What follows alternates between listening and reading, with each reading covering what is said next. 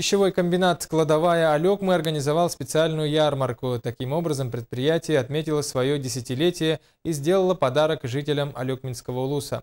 Репортаж Елены Фаст.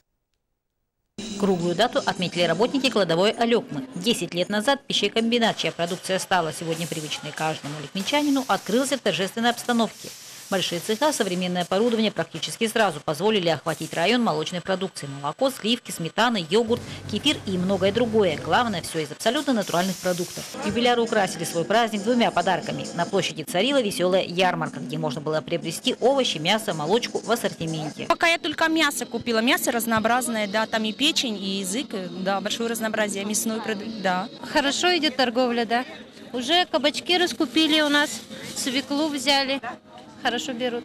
Порадовал ассортимент и настроение. Тем временем в административном здании района юбиляры чествовали своих работников и своих друзей, которые также не скупились на поздравления. Приятно, что именно тот ассортимент, который выпускает завод, а это более 30 наименований, он достаточен для того, чтобы вытеснить привозную продукцию, которая готовится из местного и, главное, натурального сырья.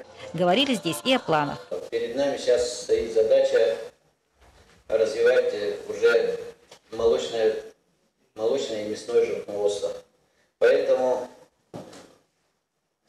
хотелось бы, чтобы у нас появилось еще два бренда. Это бренд по дикоросам и бренд по изделиям из мяса. Я думаю, что коллектив, такому сильному коллективу, это будет по плечу. А вот и второй подарок – юбилейный сырный торт. В этот день знаменитый алекминский бренд могли попробовать многие. Сегодня праздник, но впереди много работы, планы надо реализовывать, и тогда в скором времени на столах алекминчан появится мясная продукция. Елена Фаст, Илья Торговкин, НВК «Саха», Алекминск.